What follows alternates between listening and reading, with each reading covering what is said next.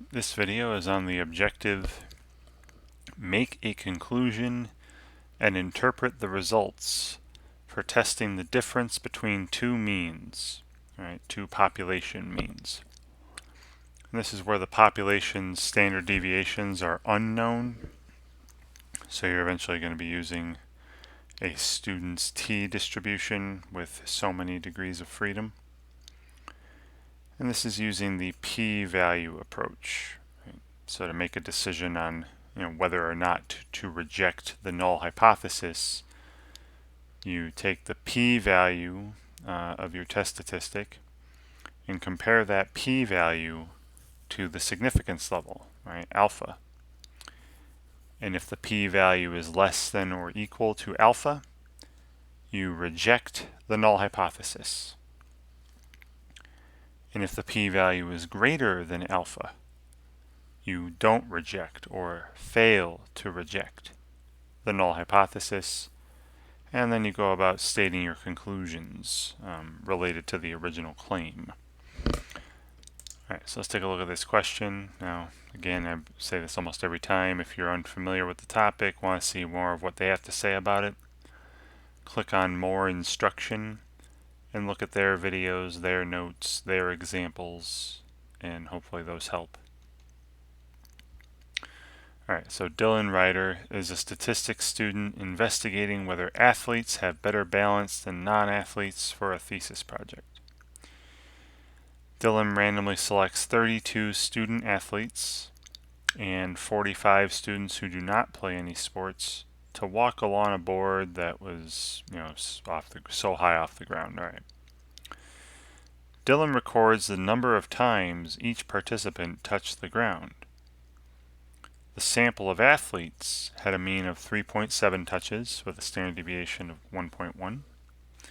The sample of non-athletes had a mean of 4.1 touches with a standard deviation of 1.3. So we're saying let mu1 be the population mean number of touches for a student athlete, and mu2 the population mean number of touches for students who do not play sports. Dylan is testing the alternative hypothesis that mu1 minus mu2 is less than 0. Or you could also say that mu1 is less than mu2, right? The average number of times they touch the ground, the athletes touch the ground was less than the average number of times the non-athletes touch the ground, meaning that the athletes would have, better balance. And assumes that the population standard deviation of the two groups are equal. Right, now remember, if you assume the population standard deviations of the groups are equal, that means you're doing a pooled t-test. And if you go back to a previous assignment, you can see all about pooled versus non-pooled t-tests. But none of this is really it's important, but the most important part is this statement here. If the p-value is greater than 5% and less than 10%, so maybe 6% or something, something between 5 and 10%, that's the p-value. And the significance level, alpha, is 1%. What conclusion could be made about the balance of student athletes and the balance of students who do not play sports? And it says identify all appropriate conclusions below. Alright, so I'm going to write out some of the information that's important here. So we are given the alternative hypothesis,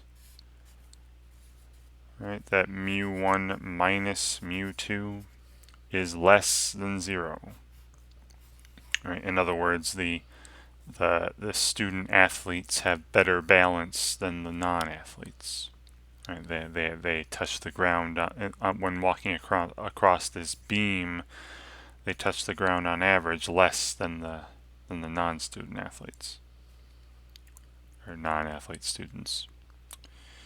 And then the null hypothesis, right, would be the opposite of this, that mu1 minus mu2 is greater than or equal to 0.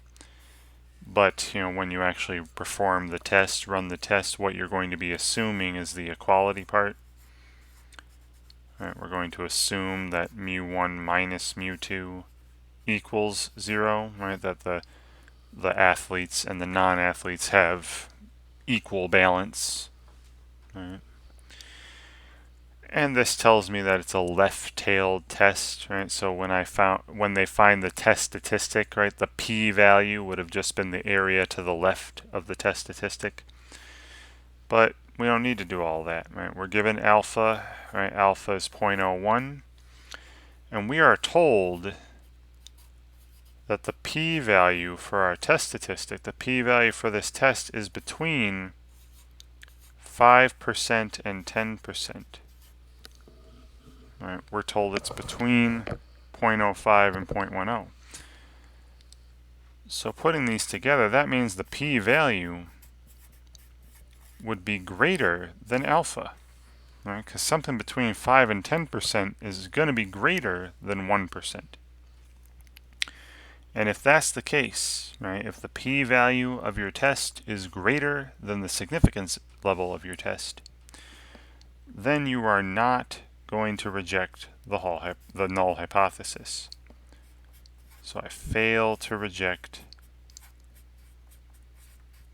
the null hypothesis. So that means we're accepting it. We're accepting this assumption here. Right? We're talking about the assumption of equality. So we're not rejecting this. That means we're not accepting the alternative. Right? And this was the claim, that the athletes have better balance than the non-athletes. So based on the sample evidence, we wouldn't say that. We wouldn't say that the athletes have better balance. It looks more likely that they have approximately equal balance, right? Or even the non-athletes could have better balance than the athletes. It's one or the other. But based on the assumption, we're keeping that statement and not keeping the alternative, not keeping the claim, not supporting the claim that athletes have better balance. All right, so putting all this together, so again, we're not rejecting the null hypothesis, again, because the p-value is greater than alpha. And then if that's the case, let's see which one of these makes sense here. The conclusion of the hypothesis test is that there is sufficient evidence to suggest that student athletes have a lower population mean number of touches and thus better balance than students who do not play sports. No. I said we're not accepting that statement that the athletes have better balance.